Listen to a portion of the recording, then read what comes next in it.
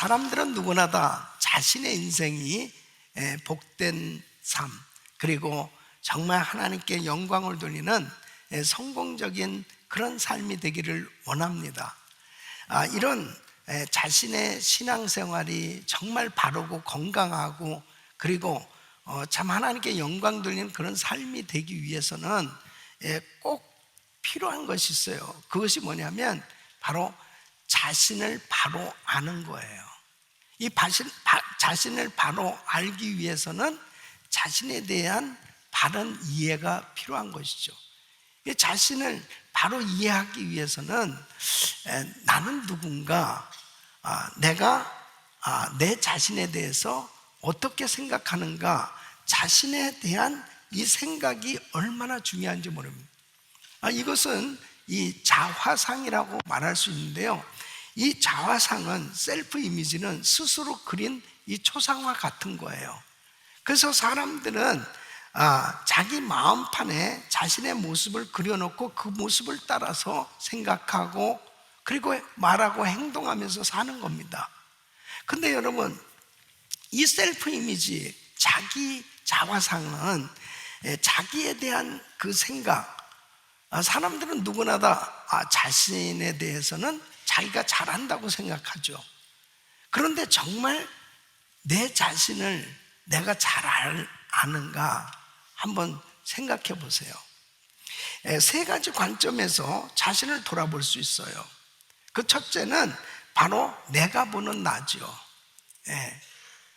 두 번째는 남이 보는 나예요. 세 번째는 하나님께서 보시는 나가 있어요. 그러면 어떤 관점이 가장 정확할까요? 그렇죠. 하나님께서 보시는 나가 정확한 거예요. 사람들은 생각할 때 다른 사람들이 나를 어떻게 볼까 굉장한 관심이 있어요. 그리고 자기 스스로도 자기에 대해서 잘 안다고 생각하고 있죠. 그런데 사실은 정말 하나님께서 나를 보시는 그 관점이 얼마나 중요한 건지 몰라요. 왜 그러냐? 바른 자아상, 이 셀프 이미지는 여러분 긍정적인 자아상일 수도 있고 부정적인 자아상도 있어요. 예를 들어 보면, 창세기 1장 27절에 보면 하나님이 자기 형상 곧 하나님의 형상대로 사람을 창조하셨다, 이렇게 말씀하세요.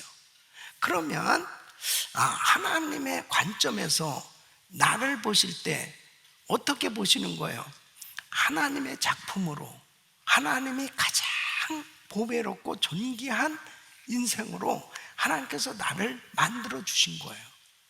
그러면 이렇게 하나님이 나를 귀하게 여기시고 나를 존귀한 하나님의 자녀로 여겨주신다면 얼마나 내가 정말 귀한 존재냐 말이에요. 이것은 정말 좋은 자아상을 갖게 된 거죠. 그런데 이 세상을 살아가면서 사람들에게 상처를 받고 이 세상에서 시달리면서 악한 영향을 받음으로 인해서 이제 부정적인 이미지를 갖기 시작하고, 그리고 나는 정말 쓸모없는 인생이야, 나는 왜 이렇게 태어나야만 되는 거지? 라는 부정적인 생각을 가지고 자기를 바라보는 이 부정적인 셀프 이미지를 갖는다면, 여러분, 이 긍정적인 자아상과 부정적인 자아상은 그 삶에 엄청난 큰 차이를 가져다 주는 걸 보게 됩니다. 우리가 신앙생활 하면서 그렇습니다. 하나님이 우리에게 다 주셨지만 이 부정적인 자아상을 가졌느냐 긍정적인 자아상을 가졌느냐는 너무나 중요한 거예요. 여러분들은 여러분 자신에 대해서 어떻게 생각하십니까? 여러분은 정말 긍정적인 자아상을 가지셨는지, 부정적인 자아상을 가지고 신앙생활을 하고 있는지 오늘 한번 잘 살펴보세요.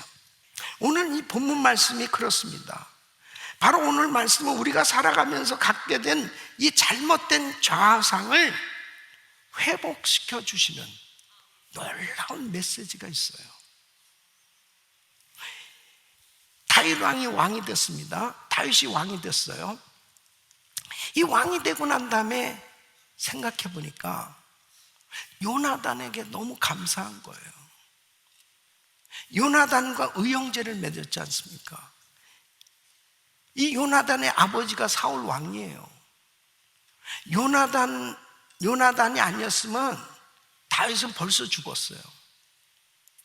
요나단이 얼마나 자기를 보호해줬는지 몰라요. 사울이 몇 번씩이나 죽이려고 그랬을 때 그 위기를 정말 넘길 수 있었던 것도 요나단의 도움 때문이에요. 그리고 요나단이 그렇게 자기를 사랑했어요. 원래는 요나단이 왕이 돼야 되는 거죠.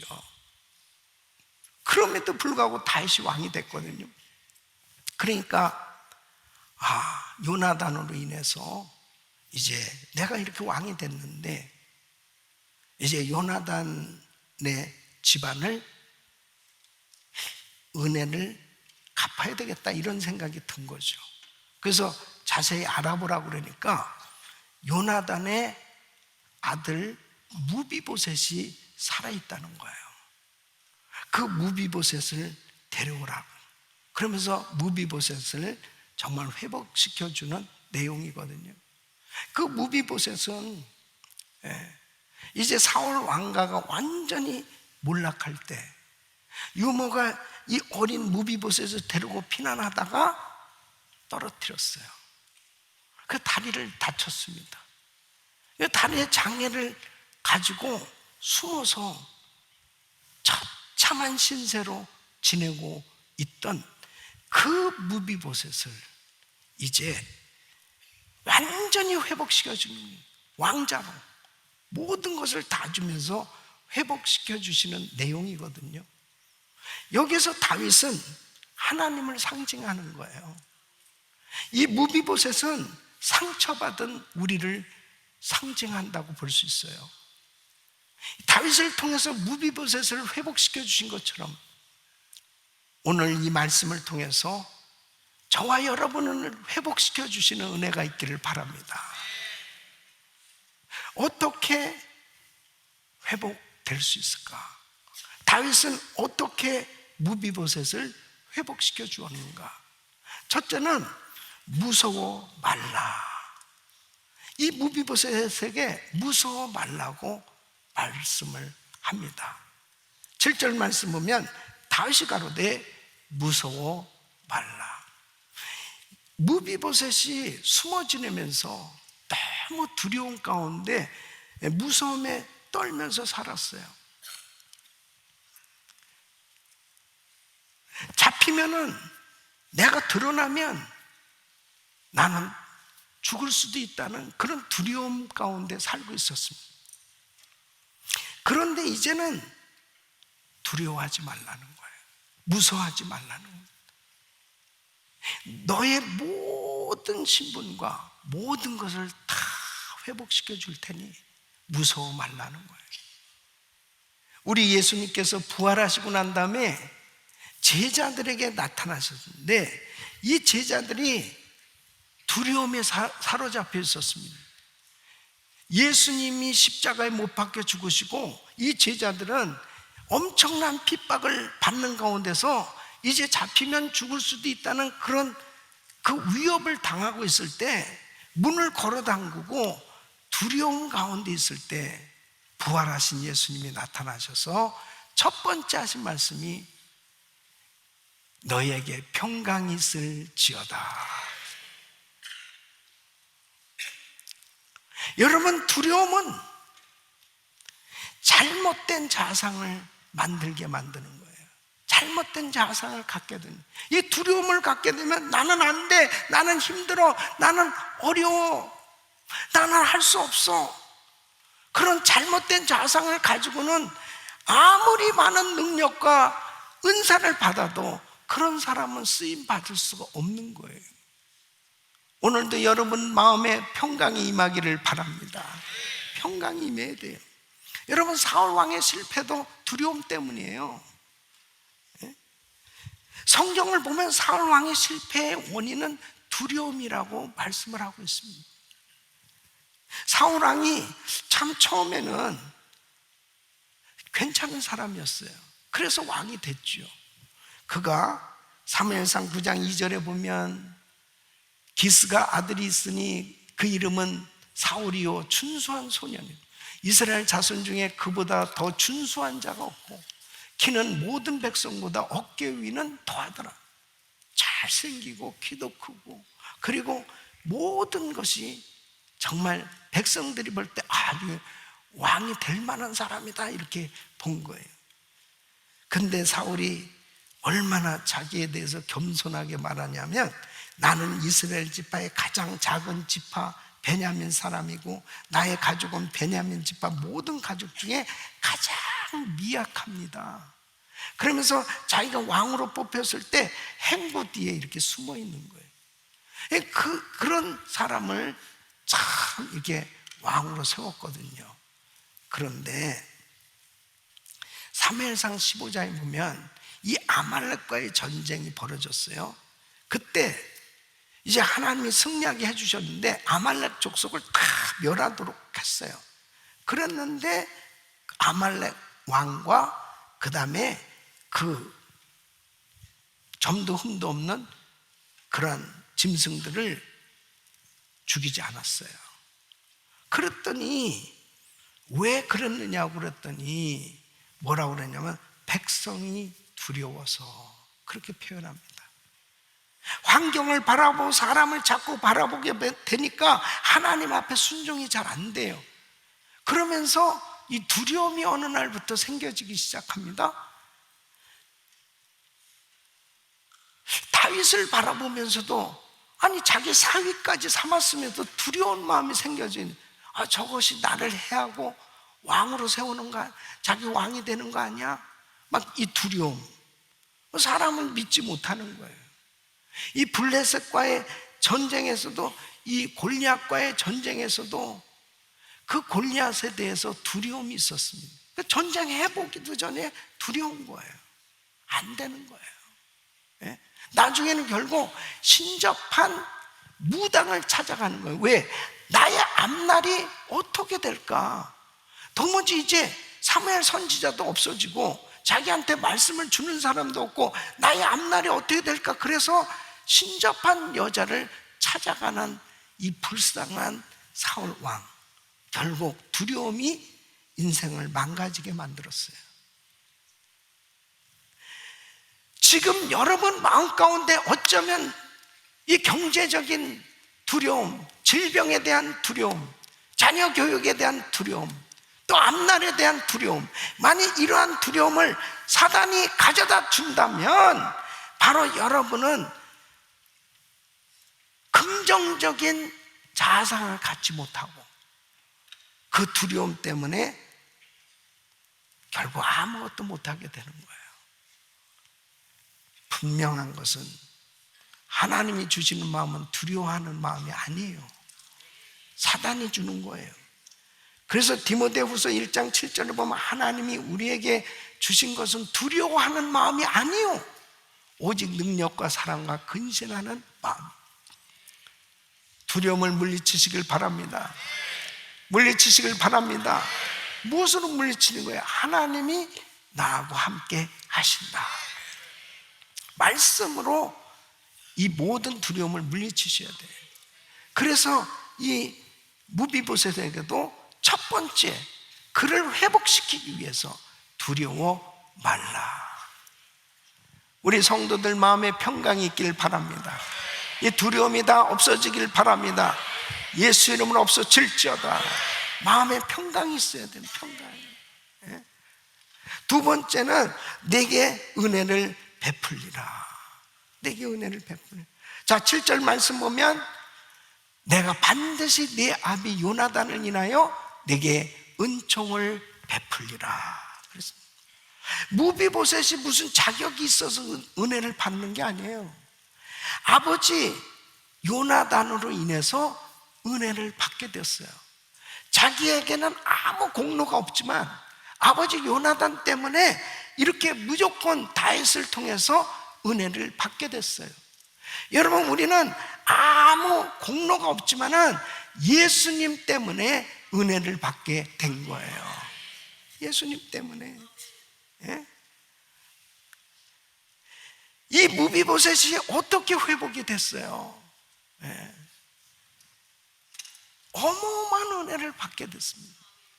이거 원래 죽을 수밖에 없었거든. 정상적으로 살 수 없었어요. 왜? 당시 죄인으로 낙인이 찍혔기 때문에 이 집안이 다 몰락했어요. 낙인이 찍혔어요. 그런데 바로 아버지 요나단으로 인해서 다윗 왕이 내게 은혜를 베풀리라. 예. 이것은 바로 예수 그리스도께서 십자가를 지심으로 인해서 나는 영원히 저주받아 지옥 갈 수밖에 없던 그런 인생이었는데 그 예수님의 피공로로 인해서 구원받게 된 줄로 믿습니다. 그래서 에베소서 2장 8절로 9절에는 너희가 그 은혜를 인하여 믿음으로 말미암아 구원을 얻었나니 이것이 너희에게서 난 것이 아니요 하나님의 선물이라. 행위에서 난 것이 아니니 이는 누구든지 자랑치 못하게 하려 함이니라. 여러분, 왜 은혜를 못 받느냐? 인생의 가장 밑바닥에 깔려있는 잘못된 고정관념이 있어요. 아, 나는 죄인이에요. 나 같은 것이 무엇을 할 수 있을까요? 아니, 내가 어떻게 이렇게 쉽게 천국에 갈 수 있겠어요? 나는 안 돼요. 힘들어요. 어려워요. 이런 잘못된 고정관념이 있어요. 내 능력으로, 내 공로로 천국 가는 게 아니에요. 예수님 때문에 가는 겁니다. 나는 아무 자격이 없는 사람. 그런데 바로 주님의 은혜로, 그냥 거저주시는 은혜로 이렇게 하나님 자녀가 된 거예요. 자, 무비보셋 한번 생각해 보세요. 무비보셋은 제대로 걸을 수 없을 만큼 그런 장애를 얻고 패망한 왕주의 후예였고 목초가 없다, 거처지가 정말 황무지 같은 그런 초라한 그런 삶이었어요. 그래서 8절에 보면 그는 자신에 대해서 이렇게 표현합니다. 저가 절하에 가로되 이 종이 무엇이간데 왕께서 죽은 개 같은 나를 돌아보시나이까. 이렇게 셀프 이미지가 완전히 망가졌습니다. 죽은 개라는 거예요. 예? 죽은 개 같은 저를 어찌 돌아보십니까? 예? 그런데 내가 내게 은총을 베풀리라. 죽은 개 같은 이 무비보셋을 왕자로, 정말 엄청난 축복 아니겠어요? 완전한 신분의 변화를 허락해 준 줄 믿습니다. 우리가 그런 은혜 받은 거 아니에요. 우리가 영원히 죄로 인해서 지옥 갈 수밖에 없었는데 내가 어떻게 이렇게 하나님 자녀가 됐냐고요. 내가 어떻게 이렇게 천국 백성이 됐냐고. 이게 하나님의 은혜 아닙니까? 그래서 은혜 받아야 됩니다, 여러분. 은혜를 받아야 돼요. 은혜를. 그래야 내가 누군지를 안 되니까. 그렇지 않으면 맨날 죽은 개 같은 나를, 죽은 개 같은 나를 맨날 그러는 거예요. 죽은 개 같은 나를. 자기가 죽은 개래. 죽은 개. 그 쓸모없다는 거 아니에요. 예? 쓸모없는.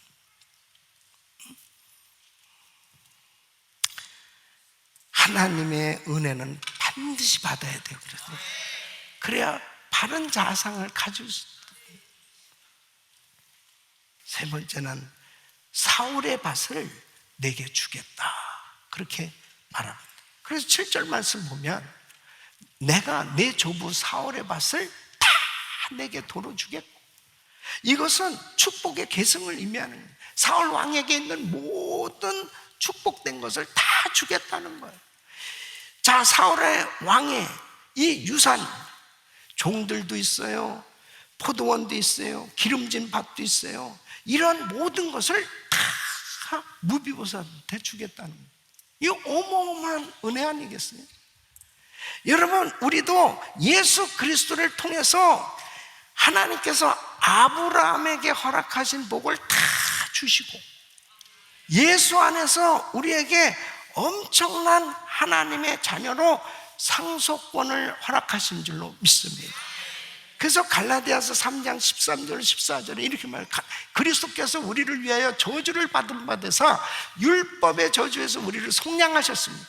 기록된 바 나무에 달린 자마다 저주 아래 있는 자라 하였음이라. 이는 그리스도 예수 안에서 아브라함의 복이 이방인에게 미치게 하고 또 우리로 하여금 믿음으로 말미암아 성령의 약속을 받게 하려 함이니라. 아브라함의 복이 우리에게 임한 거예요. 내가 너로 큰 민족을 이루게, 내가 내게 복을 주어 내 이름을 창대케 하니 너는 복의 근원이 될지라. 이 복이 우리한테 임했다니까요. 로마서 8장 17절에 이렇게 말씀하십니다. 자녀이면 또한 후사 곧 하나님의 후사, 그리스도 함께한 후사니 그랬습니다. 하늘나라 기업을 이룰 상속자로 우리를 선택해 주셨다는 거예요. 주님은 모든 것을 다 주셨어요. 이 부유한 의식을 가져야 된다니까요. 예수 그리스도 안에서 우리는 안 가진 게 없고 안 받은 게 없어요. 어마어마한 복을 받았다고 해요. 로마서 8장 32절 보면 자기 아들을 아끼지 아니하시고 우리 모든 사람을 위하여 내어주시니까 어찌 그 아들과 함께 모든 것을 우리에게 은사로 주지 아니하시겠느냐. 아들 예수 그리스도를 십자가에 내어주시기까지 우리에게 다 주셨습니다. 그런데 뭔들 못 주시겠다는 거예요.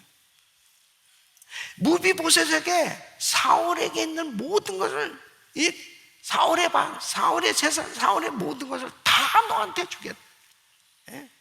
예수 그리스도를 통해서 하나님은 신령한 은혜, 땅에 기름진 또 모든 영육간의 복을 우리에게 부어주신 줄로 믿습니다. 네 번째는 항상 내 상에서 먹을지니라. 7절 말씀 보면 너는 항상 내 상에서 먹을지니라. 죽은 개 같은 자였던 이 무비보셋이 왕자가 되었어요. 왕자. 왕하고 겸상을 한다니까요. 왕하고 같이 밥을 먹게 되었어요. 한 달에 한 번만 먹어도 이거 감사합니다니. 근데 항상 너는 내 상에서 먹을지니라. 신분의 변화가 일어났어요. 위치의 변화가 일어났어요. 너는 더 이상 죽은 개 같은 그렇게 쓸모없는 인간이 아니야. 너는 정말 존귀한 왕자야, 왕자. 여러분, 로마서 8장 15절에 이렇게 말씀합니다.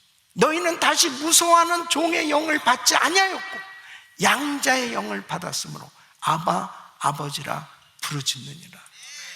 하나님을 향해서 무서운 하나님, 두려운 하나님, 그냥 종의 신분으로 무서워하는 종이 아니에요. 우리 하나님은 나의 아버지예요. 그래서 그냥 기도하면서 아바지, 그러면 너무 행복한 거예요. 그냥 쫙 풀려집니다. 아바지, 한번 해봐요. 아바지. 야, 아들아, 딸아, 내가 너를 안다. 엄청난, 매일 식탁에 우리와 함께하고 계신 거 아니에요, 주님? 이 신분의 변화, 소유의 변화가 일어났어요. 아담과 하와가 다 잃어버렸던 거 예수 그리스도를 통해서 다 얻게 됐어요. 그래서 고린도후서 8장 9절에 이렇게 말씀합니다. 우리 주 예수 그리스도의 은혜를 너희가 알거니와 부유하신 자로서 너희를 위하여 가난하게 되심은 그의 가난함을 인하여 너희로 부유케 하려 하심이니라. 예수님께서 가난하게 사셨던 이유가 다 있었어요. 예수님께서 십자가에서 고통을 받으셨던 이유가 다 있었어요. 그것은 예수 믿는 저와 여러분을 위해서 그리스도 안에서 하나님의 자녀들이 영육 간의 부유함을 누리도록 하시기 위함이었어요. 이렇게 부유한 자로 하나님이 모든 걸 주셨는데, 여러분, 잘못된 자상을 가지면 그냥 가난한 자로 살아요. 그냥 가난한 거야. 그래가지고 자기를 위해서 쓸 줄도 모르고, 남을 위해서 베풀 줄도 모르고, 하나님을 향해서 드릴 줄도 모르고, 그냥 가난해. 나는 가난해. 그래서 이째째, 김째째, 박째째, 그냥 가난하게 사는 거야. 그냥 나는 없어. 맨날 없대. 맨날 없어. 시간도 없고 물질도 없고 아무것도 없어. 근데 어떻게 이렇게 살아? 어떻게 살아? 맨날 없다는 게 뭐야? 하나님이 시간도 주셨고 물질도 주셨고 모든 거 다 주셨어요. 영원한 생명을 주셨어요. 우리의 처소는 이제 이 땅이 아니에요. 이 세상은 잠시 살다가 가는 임시 처소예요. 우리를 위해서 영원한 처소가 준비되는 줄 믿습니다. 그래서 요한복음 14장 1절로 3절에 이렇게 말씀합니다. 너희는 마음에 근심하지 마. 하나님을 믿으니 또 나를 믿으라.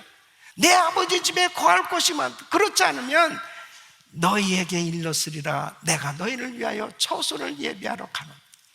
가서 너희를 위하여 처소를 예비하면 내가 다시 와서 너희를 내게로 영접하여 나 있는 곳에 너희도 있게 하리라. 우리는요, 죽는 게 아닙니다. 육신적으로 이제 죽음이라는 것은 영과 육에 분리잖아요. 근데 진정한 나는 바로 영이에요. 영혼이에요. 죽는 그 순간에 그 나의 영혼이 영원한 천국에 입성하게 된다면 그것은 슬픈 일이 아니잖아요. 그거야말로 이제 진짜 아버지 집에 가는 거잖아요. 그러니까 이 땅에서의 삶이 시시하게 살면 안 돼요. 우리는 왕자요, 공주요. 우리의 신분 자체가 변화가 이렇게 일어났어요. 그뿐만 아니라 예수 안에서 우리에게 모든 걸 다 주셨어요. 누리고 살아야 돼요. 하나님의 나라를 위해서 멋지게 살아야 돼요. 우리의 처소의 변화가 일어났어요. 영원히 살 그 천국이 우리한테 준비되어 있는데 왜 내가 없던 사람처럼 그렇게 시시하게 삽니까? 왜 그렇게 불쌍하게 삽니까? 우리가 무슨 짐승입니까? 죽은 개 같은 나라고 표현한 이 무비보셋을 왕자로 이렇게 회복시켜 주신 것처럼, 여러분, 저와 여러분은 죽은 개가 아니에요. 위대한 하나님의 자녀들입니다. 멋지게 살아야 됩니다. 우리에게 은혜를 주신 하나님 감사합니다. 감사합니다. 할렐루야, 감사합니다. 여러분의 자상은 어떻습니까? 여러분에 대해서 어떻게 생각하고 계세요? 하나님이 여러분을 보시는 여러분이 정확한 거예요. 절대로 자기 스스로, 또 남이 자기를 볼 때 어떠고 저쩌고가 아니에요. 하나님이 나를 보실 때 너는 보배롭고 존귀한 내 자녀야. 그렇게 하나님이 나를 보시면 되는 거 아니에요?